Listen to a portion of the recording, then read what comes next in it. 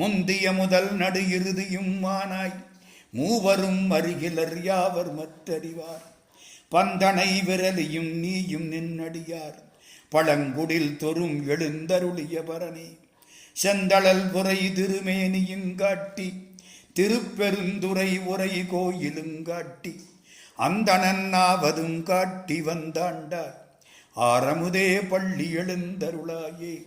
முந்திய முதல் நடு இறுதியும் மானாய்.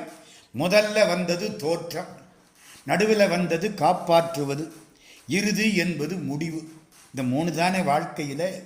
ஒன்று பிறக்கிறோம், வாழ்கிறோம், இறந்து போகிறோம். இறைவனுக்கு இந்த எல்லாம் அவனுக்கு கிடையாது, ஆனால் நமக்கு எல்லாம் அவன்தான். முந்திய தோற்றம், காப்பு, முடிவு எல்லாம் அவன்தான் நமக்கு உண்டாக்குகிறான். தோன்றுவதற்கு காரணம்